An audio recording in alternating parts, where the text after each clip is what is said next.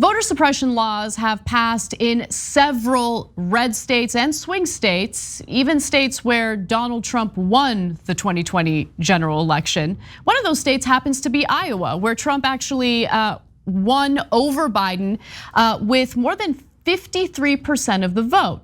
But local politicians in Iowa would have you believe that, voter fraud's a real problem. So does that mean that the outcome of the 2020 election in their state wasn't valid?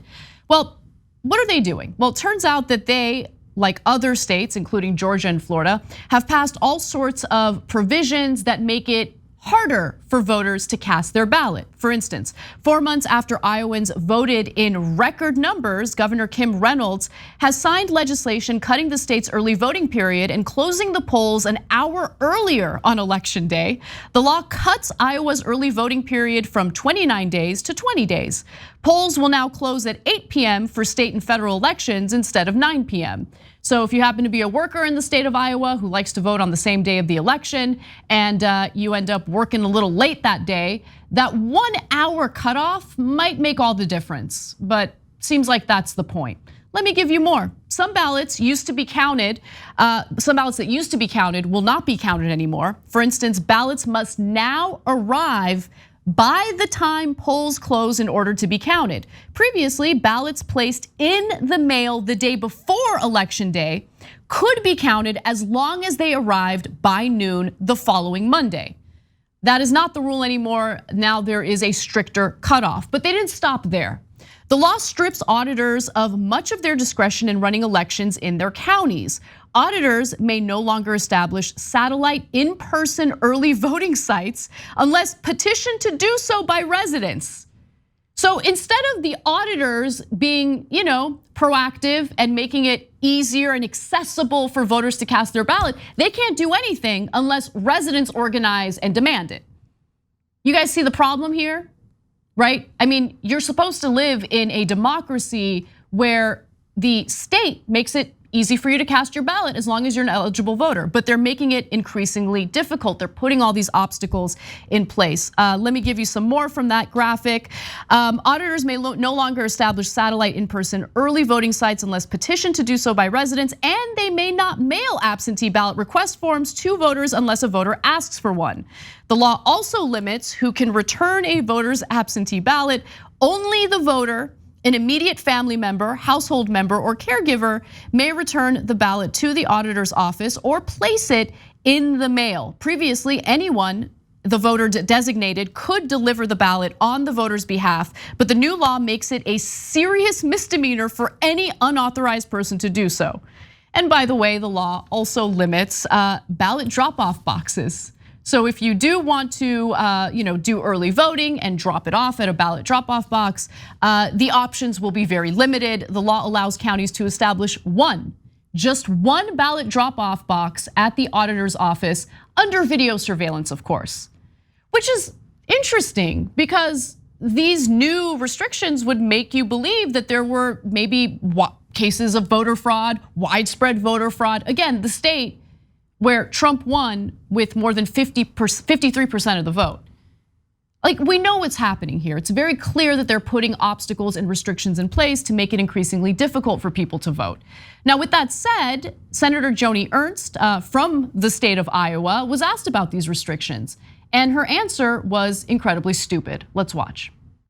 According to the Brennan Center, which enacted laws at the 19 states which enacted laws that make it harder to vote, in Iowa that includes significantly shortening the early voting period and closing voting sites an hour earlier. How do those changes make voting any more secure? Well, it is the same level of security. How does that make any sense at all? That makes no sense. Zero.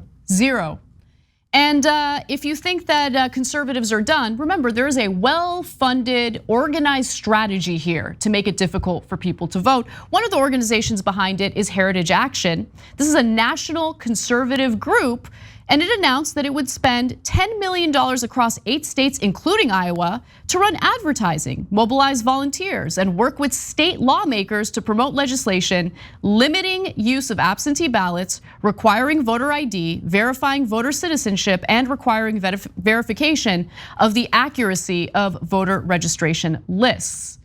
So all of that is relevant, especially when we discuss the federal government's effort to pass a voting rights bill, something that was blocked by Republicans in the Senate because the legislative filibuster remains in place.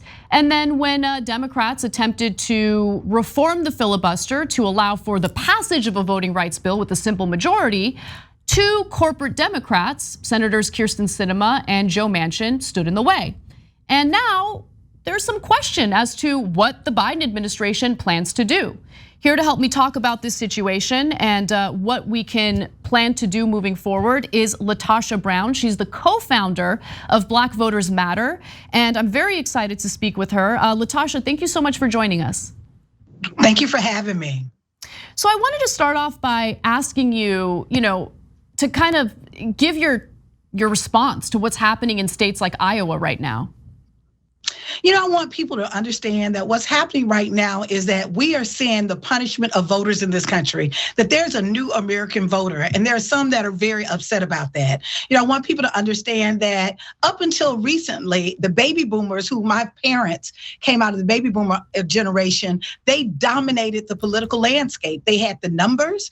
I'm from Generation X. We never had the numbers. When you're looking at from the millennial generation on down to Generation Z, and that you all now, young voters are the largest constituency base in the country. And so there is an effort. What we saw in the 2020 election, there were more young people, there are more communities of color, there are more African-American voters that voted in this country's history, that ever voted in this country history, including new voters. And so there is an attack on literally this electoral process being expanded because voters came out and voted in record numbers. There's this effort to suppress the vote all across the board again. And so what we're seeing, it's a playbook. I always talk about, there's been 3 strategies that have always been used as part of voter suppression. One, there's always been a strategy around specifically restricting access to the ballot, just as you talked about in Iowa, what's happening in Georgia, what's happening all across this nation.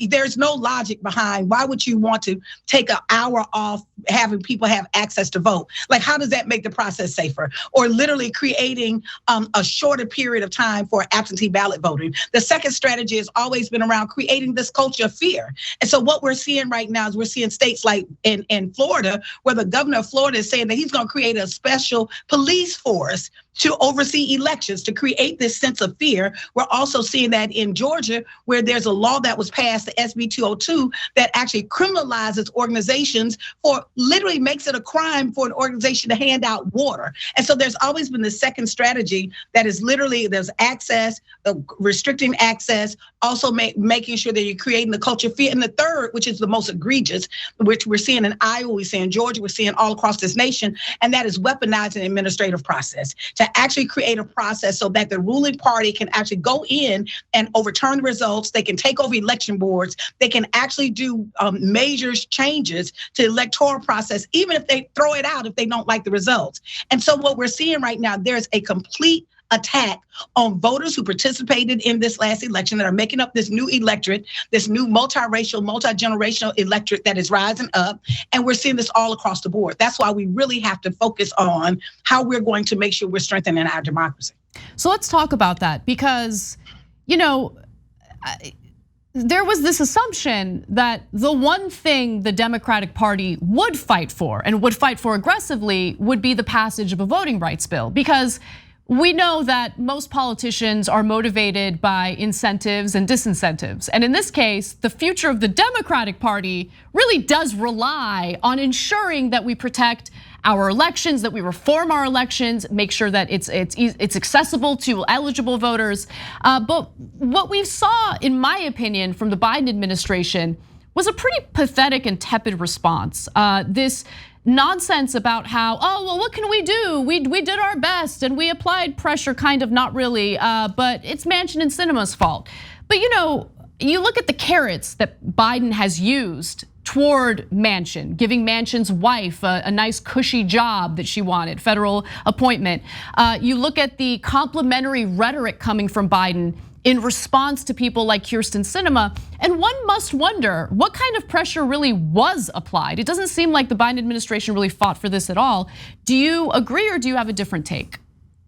Let me say this, we have been pretty open about and had an open critique. We've protested at the White House precisely because we've been thinking that, that this was not as core a critical issue for the White House as it needed to be. In fairness to the president, it's not something that I don't think that he supports. I actually believe that he supports voting rights. I believe that the Democrats support, the majority of the Democrats support voting rights. And I also don't want to let the Republicans off the hook on this as well. That literally people may or may not know that there were 16 Republicans that voted for the reauthorization of the Voting Rights Act, that are now, where are they? Like, we can't let them off the hook. One, we have to hold them, the Democrats accountable, but we also have to hold the Republicans accountable as well. And so while there's been certainly a lot of frustration around, we wanted to see the White House come out, this administration come out much earlier.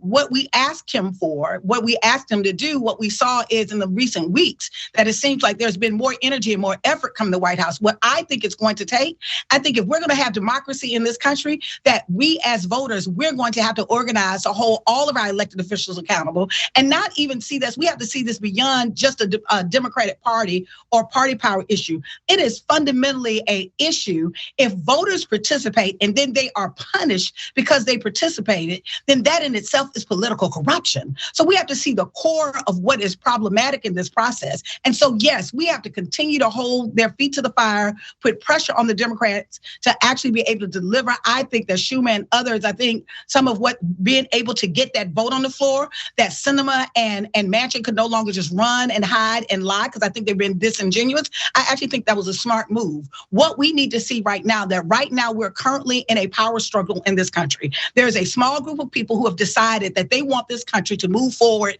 by being divisive, where only a small group of people will control it, that they're basing their entire campaign on lies and division. And so there are more of us, I believe, in this nation, when we're looking at from our communities, multiracial, multi-generational, that actually believe in something different and better and want this country to be more inclusive, more equitable, and more democratic. In order for that to take place, it is going to have to take us also being very engaged in this process. We can no longer just leave it up to the politicians. We're going to have to put pressure on them, and we're going to have to demand that we have voting rights legislation in this country.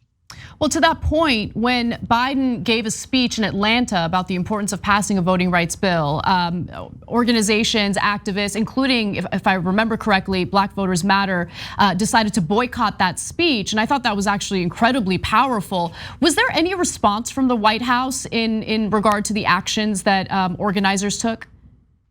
Well, I think a couple of things. One, we did hear from the White House, but then secondly, our goal, we didn't try to organize other people not to go to that. We wanted just to send a message loud and clear that this is game on, that this is time to pass the legislation, that we need, the speech is nice, but we need to make sure that the actions line up for that. And so in fairness, I think that some of the things that he raised in his speech, he himself, the president himself, said that he had been silent too long and that he was going to use the full weight of his office, which is essentially what we've been asking for. I think that at this juncture where we are right now, what we're going to have to see, and we're going to have to turn up the pressure so that this administration knows that we are literally demanding that we have voting rights legislation going forward. But I also want to make sure that we as voters recognize that part of what got us here is not engaging in the process. Anytime people are making decisions for us and we're not engaged in this process, this is what happens. And so we have to literally lean in and engage. I hope that there are more young people that will run for public office. I think we need to make sure that we are not equalizing like, okay, there's a Republican Party and the Democratic Party. Right now, we actually see a party that is anti-democratic, a party that literally is that is racist, that is standing on the platform that's being racist. And so at the end of the day, what we have to do is completely reimagine and reshape the political landscape in this country. We have to be unapologetic about taking power and demanding that people have power. And that's going to require young people, that's going to require communities of color standing in the gap and literally pushing for this legislation as well as other policy changes in this nation. For audience members who want to be engaged, who want to join in this fight, what advice would you give them? How can they do so? So there are three things I'll say quickly, and then the first thing is you need a political home. This is not hands off season. This is the moment that literally, and I'm not saying this as hyperbole, but this literally our democratic future is being shaped right now. There are decisions being made right now about us and our families and policy in this family. How is it that we don't have, when we're looking at healthcare, how is it that we're paying for senators who are wealthy? We're paying for them to have the best healthcare plan in the country, yet they don't want people in this country to have health care. That is unacceptable. And so we have to shift this moment. And one way to do that is we need every single person to find a political home. Get engaged in an organization, whether you're writing a check, whether you're volunteering. We need more people who are literally a part of the electoral process. They're poll workers. If you can volunteer to be a poll worker, to make sure that you're volunteering for the camp for elections on election day, we need more young people in those positions of power. We need more young people to run for office, right? And we need more people to actually read and connect with their communities to really understand the issues that we care about and lift this up. I think one of our most critical fights that we're in right now is around voting rights. If people want to find out what they can do around voting rights, more work they can do, they can visit our website on www.blackvotersmatterfund.org. We have toolkits to really be able to share some of the work that we're doing. We're calling for 1 million voters, 1 million people who are supporting voting rights. We've got to build a critical mass. We've got to put the pressure. We've got to use our power and make sure that this nation is the nation that we desire and that we deserve. One final question for you, because you got me fired up, and I'm curious what you think about a possible progressive primary challenge to the Biden administration in 2020. Is that something that you think would be a positive way to maybe, light a fire under the Biden administration, or do you think that it's too divisive? I think at this point, I think part of what has to happen, I think the Republicans, let me say in fairness, while I've been a critic of the Biden administration, let me say that the Biden administration has done some good things. Like we cannot undermine what has happened with the child tax credit. We cannot minimize what has happened, even with the infrastructure. I think I'm raising that because I think it's important for us to recognize the nuanced moment that we're in. In this moment, what we have to do is voters themselves have to get in a position of power that if we come out in record numbers, we can literally shift the people who are in power, whatever direction we want to shift them in. That's how we actually translate power. At this point, I think my goal is not to how do we just see it as a failure? I think part of what the Republicans have been they have been obstructionists on purpose. Let me tell you who this lies in. This actually is at the feet, while I've been a critic of the Biden administration because of timing, right? Not because I don't believe that they actually are in alignment or they support it. It's around timing and priority that I've been a critic around. But the truth of the matter is we are literally in one of the largest fights of our lives, that there is a party right now that is seeking to be obstructionist, so much so that they're going to be against anything, because part of what they want is they want to get in power by having us being so frustrated that we're divided. They also want to be in power by having us be divided and seeing ourselves and our interests as separate, when the bottom line is I certainly think that there are more Americans who want to see a multicultural, multiracial, multi-generational movement going forward, so that all of us recognize we all want the same things. We want quality education. We want healthcare. We want fair and decent wages. We want to literally be able to live a quality of life. That's what we want. And so there has to be a critical mass of us that are willing to push whoever is in office to do that. I think that is what our focus should be. Our focus should be on how do we organize our power in the streets? How do we organize our power as young people, as communities of color, and literally be in a position that we can actually put the pressure points where they need to go. All right, Latasha Brown, co-founder of Black Voters Matter. Thank you so much for taking the time to speak with us today. Really appreciate it. Thank you for having me. Thanks for watching The Young Turks. Really appreciate it. Another way to show support is through YouTube memberships. You'll get to interact with us more. There's live chat emojis, badges.